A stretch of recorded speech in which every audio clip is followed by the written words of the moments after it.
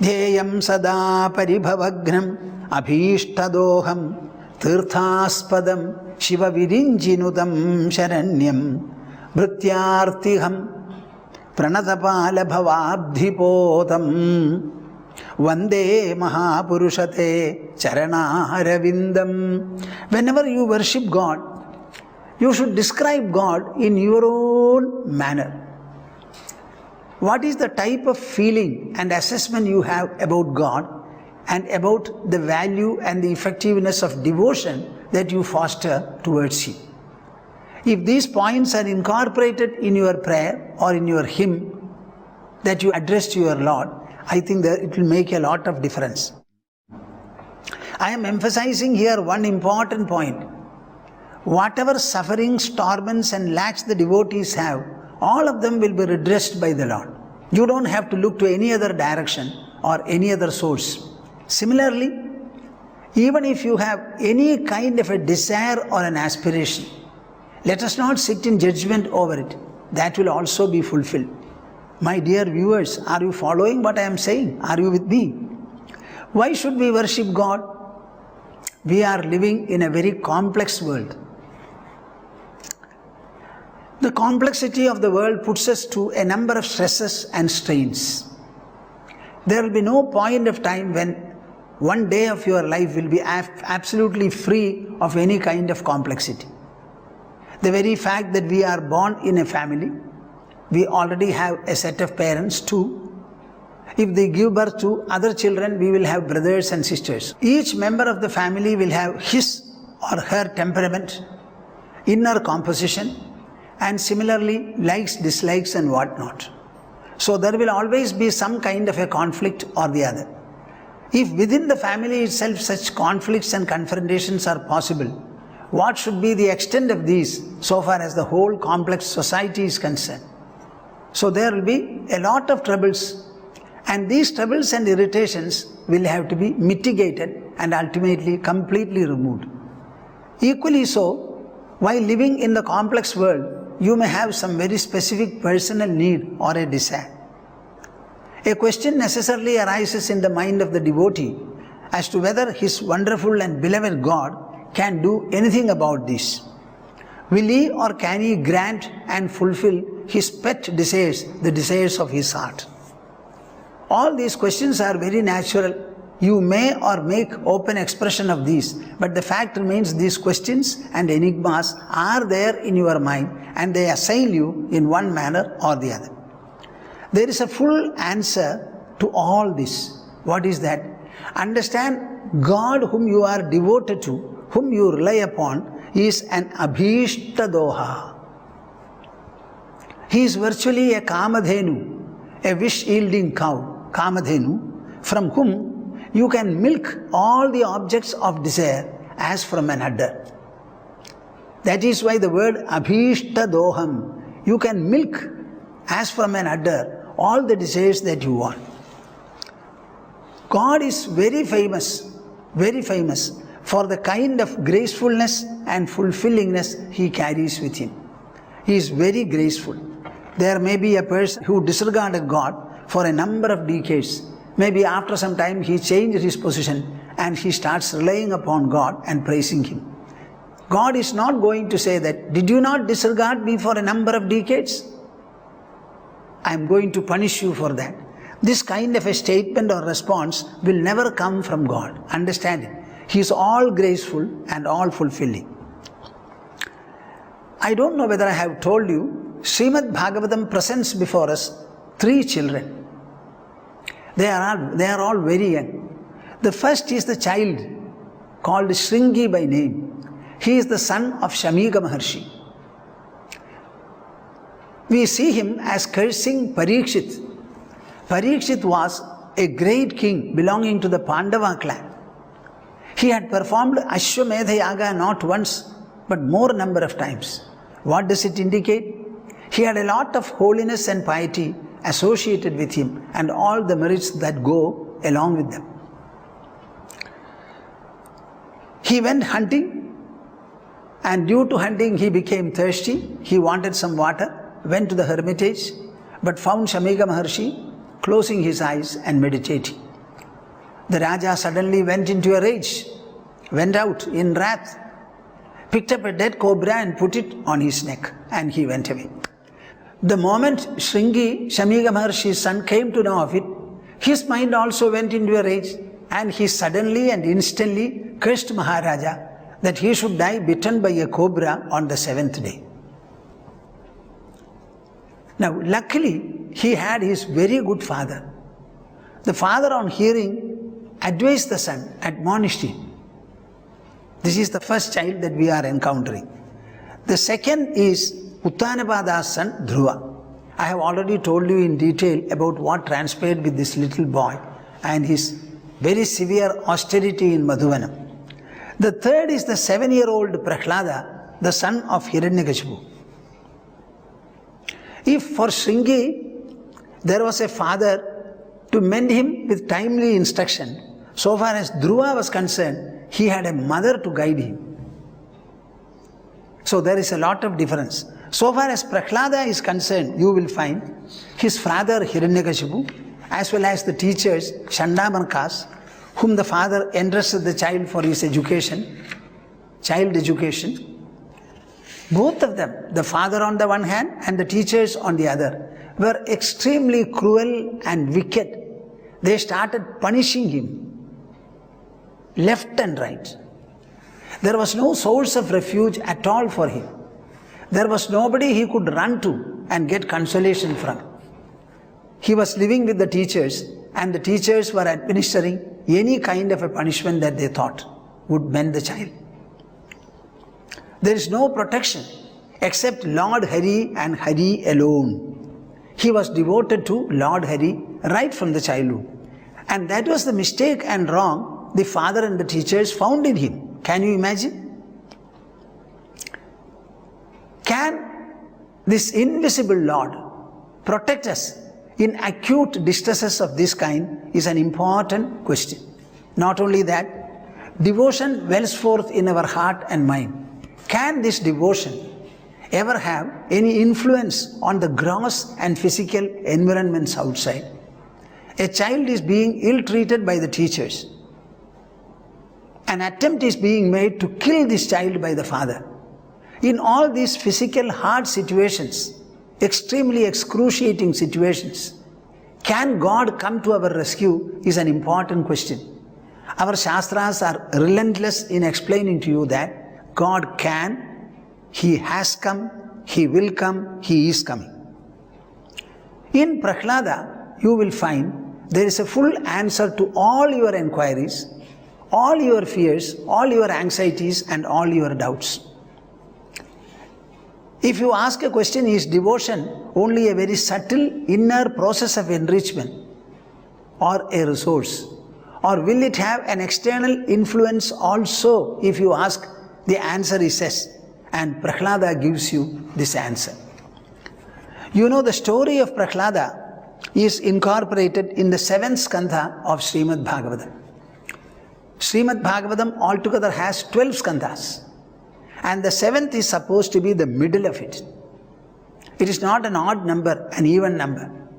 So 7th means 6th, 1/2, another half, another 6. So this comes as the 7th one.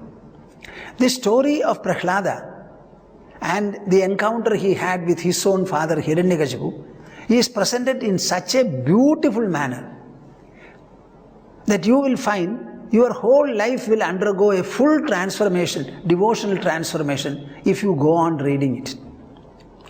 I thought I will explain to you, taking enough time, as much as I want, though it is not fully available during the course of the telecast series, to present before you the whole episode. What is my intention, if you ask? My intention is to take away fear from the minds of all of you. As long as you hear this story and the effect and grace of listening are constantly with you, you need have no fear at all about anything. Not only you, the members of your family as well as your whole residents will be free of fear and anxiety. That is the purpose. You listen to it also in this manner. Hiranyakashipu was an emperor, an Asura emperor, a demon emperor. His brother Hiranyaksha was killed by Lord Hari. When he came to know that Lord Hari killed him, he suddenly got enraged. He was estranged also, and then he wanted to take revenge. The worst or the best of revenge he wanted to. Now, how will he take revenge? So far as Mahavishnu is concerned, Mahavishnu is the Lord, the sustaining force of the world. So he had to equip himself in order to encounter Mahavishnu. You know what he did? He decided to do austerity on Brahma. Our Trinity consists of Brahma, the creator, Vishnu, the sustainer, and Shiva, the destroyer. These are three imaginary deities. They are called Trinity. So he had to encounter Mahavishnu. Mahavishnu cannot be encountered by his own human strength. So he decided to invoke some supra-human powers by performing very severe austerity on Brahma. So to please Brahma, he went to Mandaradroni. In order to equip himself for the task, he decided to do very severe penance, as I said. He started his austerity. That austerity was not a simple or a small one. Hiranyakashipu rajan ajeyam ajaramaram atmanam apradidvandvam ekarajam vyatitsata. Sreemad Bhagavata Vyasadeva clearly describes before us what was his intention and what was the magnitude and objective of his austerity and penance. Hiranyakashipu rajan ajeyam ajaramaram atmanam apradidvandvam ekarajam vyatitsata. He wanted to make himself what? Ajeya, invincible. Ajaramaram, free of decrepitude, old age and things like that. Atmanam apradidvandam, he wanted to make himself with no adversary. There should be nobody on earth or nobody in all the three worlds who would be able to challenge him and subdue him. This kind of a feeling he had. Ekarajam, he wanted himself to be the sole emperor of the whole creation. This was the purpose in his mind. Satepe mandaradronyam tapah paramadarunam urdhvabahurnabho drishtihi padangusthashridavanihi. You know, when Srimad Bhagavata or any good poet, when he describes a scene, an incident, or a person, or a display of valor, the vocabulary suited to describe it will automatically flow to him. Then only he becomes a good poet. So see how he has described. Satepe mandaradronyam. In Mandaradroni, he began his austerity. He performed it. Tapaha paramadarunam. Paramadarunam. Extremely daruna. Hard. Painful. Torturesome. That kind of an austerity. How was he standing? Urdhvabahu nabho drishtihi. He lifted his hands up. Normally the hands are down. We cannot keep them raised up for a long time. But he lifted up and he was looking into the sky. Nabho drishtihi. Padangushta ashridavanihi. He was standing on the tip of the two toes of his legs. Can you imagine? What kind of a pose is this? Urdhvabahurnabho drishtihi padangusthashridavanihi. Standing in such a pose, he went on with his austerity motionlessly. No movement of any kind. He was simply rooted like a tree, like a post. And the penance went on and on. Brahma came to know of it. He was so very happy that somebody perhaps for the first time was performing such a severe austerity on Brahma. Generally, nobody worries about Brahma. Maybe I have told you already. We are all born, we are created. So we have no truck with Brahma. So there is practically no temple in India except perhaps one. So Brahma, when he found that Hiranyakashipu, a great emperor, was performing an austerity of this kind about him, for him, on him, he was extremely pleased. So he came with a lot of his retinue to see what was happening. When he came, he could not find anybody so visible and pronounced. Na dadarsha pratichannam valmika trinakicha gaihi pipiligaabhi ajirna medastvang mamsashonidam. He did not find anybody there. What was happening? Na dadarsha pratichannam valmika trinakicha gaihi. Because of his still nature, no movement whatsoever, ants started crawling and they created their nest. Small bamboo shoots started coming. And a lot of grass and other things also grew. Where? Upon his body. Naturally, there was no human figure there. This is what happened. Pipiligaabhihi ajirna medastvang mamsashonitam. All the fat, skin, flesh, blood, everything has been eaten up all over his body. Tapandam tapasa lokan yathabhrabihitam rivim vilakshya vismitah praha prahasan hamsavahanaha. Oh, what is this? This kind of a severe austerity. The person himself is not available. All his fat is eaten up. Blood also is gone. Only apparently the bone is left. Can anybody be alive in this nature, in this condition? So he was immensely surprised. Tapandam tapasalogan yathabhrabihitam devim. By his austerity, he was actually scorching the entire world. He looked very carefully into that figure, whatever he saw. Vismidaha praha prahasan hamsavahana. With a smiling face, he started speaking. What did Brahma say?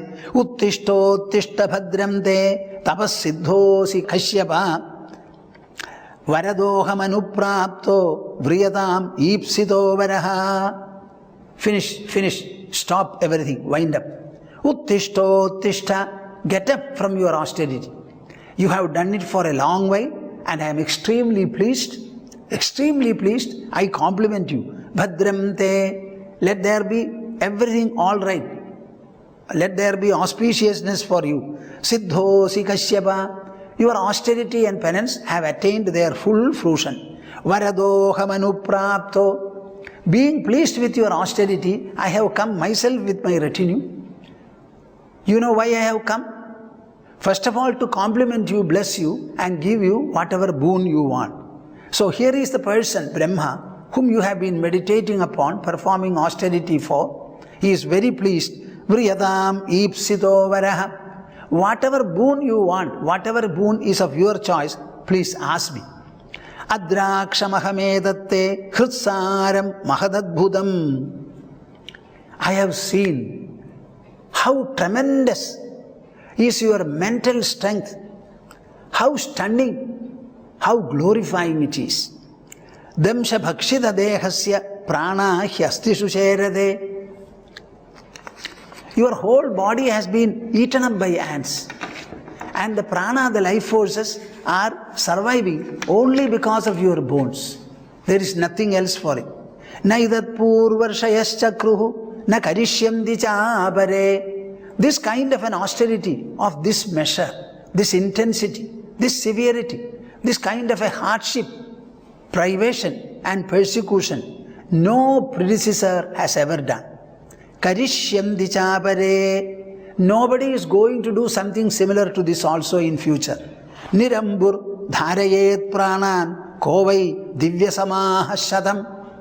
Without even a drop of water, how can a man survive for so many number of years? Vyavasayena tenena dushkarena manasvinam taponishtena bhavata jidoham didinandana. O demon emperor, you have won over me. You have even subdued me, gained full control over me. By what? Vyavasayena tenena. By this kind of spiritual and religious austere resolve. Dushkarena manasvinam. Normally speaking, this is impossible, even for people who have great mental mastery and control. Taponishtena bhavata jidoham didinandana. Oh Didinandana. Taponishtena bhavata jidoham. you have really won over me by this kind of a severe austerity. Ityuktva adibhavo devo bhakshidangam pipilikai kamandalu jalena ukshad divyena amogharadhasa. Complimenting him in this way with glorious words, consoling words, promising words, what did he do? He had his kamandalu and water. He took some water from the kamandalu and sprinkled it over him. Kamandalu jalena ukshad divyena amogharadhasa. That kamandalu water was so effective and so benedictory that it will never fail to evoke the right response. So all the anthills, everything fell. And Hiranyakashipu came out from the so-called hiding and cover. Satatki jagavalmigad sahojo belanvidaha sarva vayava sampanno vajra samghanano yuva uthidas taptahe mabho vibhavasuri ivaidhasa. As soon as he sprinkled the water from the kamandalu, saha, that person, Hiranyakashipu, sa tat kichakavalmigad, from the bamboo cluster, from all the ants that were crawling, everything that anthill, he came out of it. Saha ojo belanvidaha, with adequate mental strength, sensory strength and bodily strength. Saha ojo belanvidaha, sarva vayava sampanno. When he came out, all the limbs were absolutely intact. There was nothing wrong. Vajra samghanano yuva. He came out with a youthful, brilliant, dazzling, powerful, scintillating body. Very hard, extremely powerful and hard to penetrate like a diamond. Uthidas tapta hemabho vibhavasuri vaidhasaha. Just like fire will come out from faggots, in the same manner, he came out of it with a shining, golden personality. Edidasyasya bhimatan varan me varadottama bhutebhyastvad visrishtebhyo mrityurma bhoon mama prabho. Then Hiranyakashipu saw Brahma standing ready to bless him. He already heard what all compliments Brahma made. So looking at him with a lot of expectation, prayerfulness, he said, Yedidasyasya abhimatan varan me varadottama. If you are inclined to give me the boons which I am desiring, the boons of my choice, then here I stipulate what I want. Bhutebhyah stvad visrishtebhyah mrityurma bhoon mama prabho. I should not encounter death in the hands of anything or anybody that you have created. In other words, what? I should become invincible for all creation. So in the whole creation there should be nothing at all which will be able to inflict anything on me. I should be unassailable. He was not satisfied. So he went on stipulating further conditions. What are they? Namtaha behihi divanaktam anyasmadapi chayudhaihi. I should not be encountered and killed either inside or outside, either during the daytime or during night. A day consists of, a full day, 24 hours consists of day and night. One half is the day, another half is the night. He says, I should not be killed by anybody either during the day or during the night. If day and night are precluded, then what is left aside in a full day? Similarly, he says, we have two concepts, inside or outside. You have inside the house or outside the house, inside the palace or outside the palace. Outside the palace means anywhere and everywhere. Inside the palace is of course limited. So I should not be killed either inside or outside, either during the day or during the night. Anyasmadapi chayudhaihi. No kind of a weapon should be effective on me. So nobody should be able to think of a weapon which will have any effect on me. Na bhumau na ambare mrityuhu. Neither upon the earth nor in the sky or space around.